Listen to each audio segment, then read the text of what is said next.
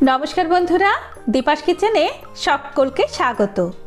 आज के आमी एकेबारे रेस्टुरेंट स्टाइलेर मिक्स फ्राइड राइस बाड़ीतेई तैरी करे नेब। जेटा एक बार यदि आपनी पुरो भिडियोटा देखें आपनारा ताहले बुझते पारबेन जे कतटा सहजे कत सुंदर मिक्स फ्राइड राइस बाड़ीते तैरी करे नेওয়া যায়, অথচ যেটা रेस्टुरेंट থেকে কিনতে গেলে আমাদের কিন্তু চড়া দামে কিনতে হয়। চলুন বন্ধুরা দেখে নেব আজকের এই সহজ রেসিপিটা।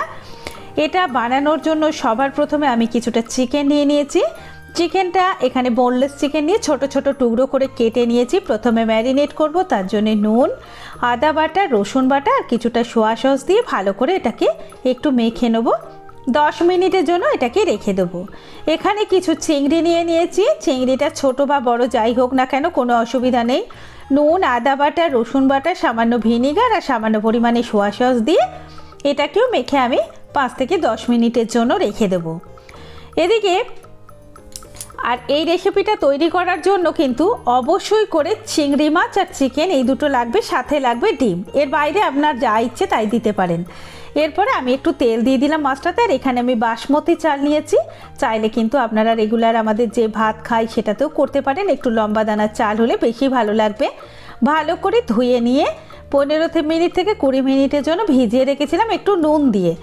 এরপরে জলটাকে ঝরিয়ে নিয়ে এখানে জল ফুটতে দিয়ে এর মধ্যে নুন, একটু তেল আর কিছু গোটা গরম মশলা দিয়ে দিলাম। গোটা গরম মশলার মধ্যে আছে ছোটো এলাচ, দারচিনি, লবঙ্গ, জায়ফল, জয়িত্রী।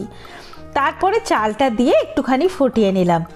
ফোটাবো আমি 15 মিনিট, এটা হতে সময় লাগে। 10 মিনিট ফোটাবো, মানে পুরো সেদ্ধটা করব না, একটু বাকি রাখবো, মানে 70-80% মতো সেদ্ধ করে নেব। এই অবস্থাতে ভাতটাকে ভালো করে একটা ঝুড়ির মধ্যে দিয়ে জলটাকে ঝরিয়ে নেব, ফ্যানটাকে ঝরিয়ে নেব। এদিকে একটা ননস্টিক প্যানের মধ্যে আমি চিকেনগুলো দিয়ে দিয়েছি অল্প তেল দিয়ে, খুব বেশি তেল দেওয়ারও দরকার নেই। চিকেনগুলো দিয়ে একটু এপিট ওপিট করে একটু বাদামি করে ভেজে তুলে নিতে হবে। আর ওদিকে কিন্তু জলটাকে ঝরিয়ে রাখতে হবে যাতে ভাতটা ঠান্ডা হয়ে যায়।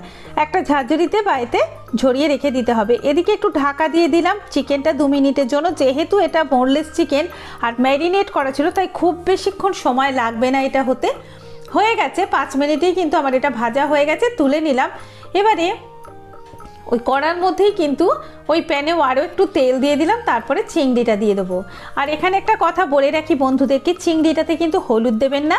আর চিংড়িটা হালকা করে ভাজতে হবে, খুব বেশি ভাজলে দেখতে ভালো লাগবে না, সে যখন আপনি দেখবেন তখনও ভালো লাগবে না। আর চিংড়ি মাছ বেশি ভাজলে কিন্তু একটু শক্ত হয়ে যায়, তাই একটুখানি লালচে লালচে থাকলেই এটা খেতে একটু বেশি ভালো লাগবে। তুলে নিয়ে ওই প্যানের মধ্যে আবার দিয়ে দিলাম বেশ কিছুটা তেল। এরপরে আমি 2টো ডিম ভেঙে নিয়ে দেব। ডিমটাকে আমি ক্রাম্বল করে নেব।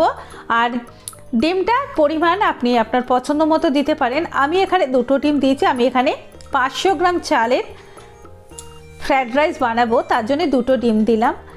আর আপনি ডিমের পরিমাণ বেশি হলে কিন্তু কোনো অসুবিধা নেই, সেটা আপনাদের পছন্দ। ডিমটাকে এইভাবে পুরো স্ক্রাম্বল করে নেবো। একটু নুন দিয়ে দেবো আর একটু গোলমরিচের গুঁড়ো দিয়ে ভালোভাবে এটাকে ভেজে নেব। একটু ভেঙে ভেঙে টুকরো টুকরো করে ভেজে নেবো। একটু গোলমরিচের গুঁড়োও দিয়ে দিলাম। অবশ্যই একবার কিন্তু বন্ধুরা তৈরি করবেন এবং আপনাদের মতামত আমার সাথে শেয়ার করবেন। আর যদি একটা মানে ভিডিওটা যদি ভালো লেগে থাকে তাহলে একটা ভালো কমেন্ট করবেন। আপনাদের মূল্যবান মতামত আমাকে আরও অনুপ্রাণিত করবে ভালো ভিডিও দেওয়ার জন্য। তেলের মধ্যে আমি দিয়ে দিলাম একটুখানি দারচিনি আর কিছুটা দিয়ে দিলাম 1 মুঠো কারি পাতা। কারি পাতা দিলে কি হবে, কারি পাতা থেকে একটা খুব সুন্দর ফ্লেভার হয়। এটা অপশনাল, নাও দিতে পারেন।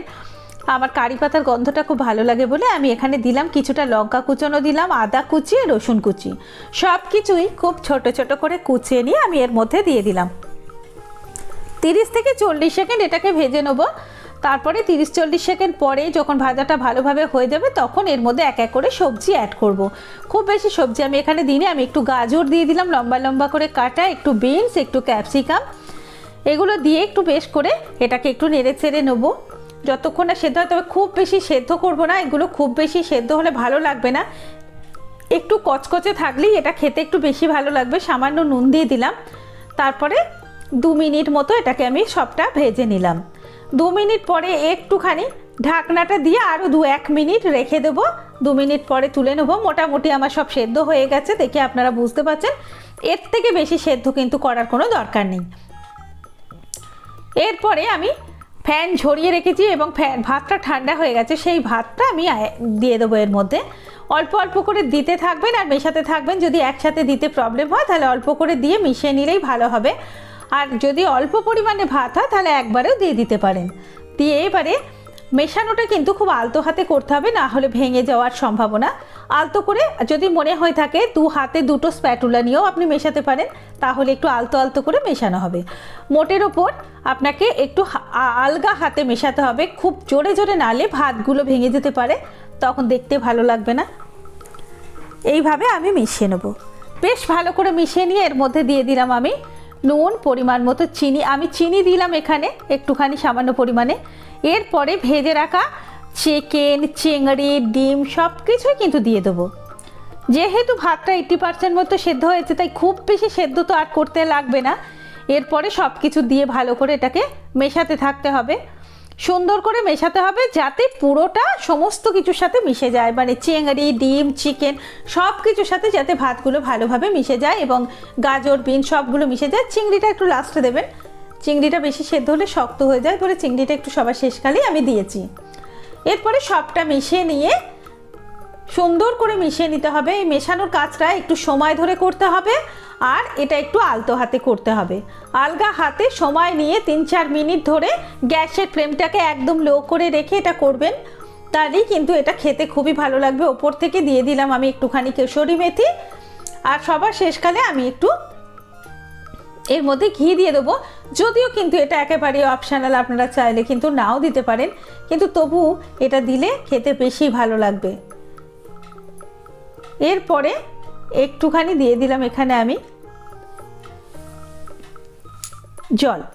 জলের পরিমাণ কিন্তু প্রচণ্ড খুব কম থাকবে, দিয়ে ঢাকা দিয়ে রেখে দেবো। 2 মিনিট মতো রাখবো। আর জলের পরিমাণ থাকবে 2-3 টেবিল চামচ, তার বেশি কিন্তু জল দেওয়ার কোনো দরকার নেই। আর গ্যাসের ফ্লেমটা একদম লোতে, তারপর ঢাকা দিয়ে রাখা থাকবে 3 থেকে 4 মিনিট, ব্যাস তাহলেই কিন্তু এটা হয়ে যাবে। তারপর ওপর থেকে ঘি দিয়ে ঢাকা দিয়ে কিছুক্ষণ স্ট্যান্ডিং মোডে রেখে দিতে হবে 5 মিনিট, তারপরে সার্ভ করে নিতে হবে। তাহলে দেখুন বন্ধুরা কত সহজে কত সুন্দর একটা রেসিপি, একেবারে রেস্টুরেন্ট স্টাইলের মিক্সড ফ্রাইড রাইস আপনি বাড়িতে তৈরি করে ফেলতে পারবেন।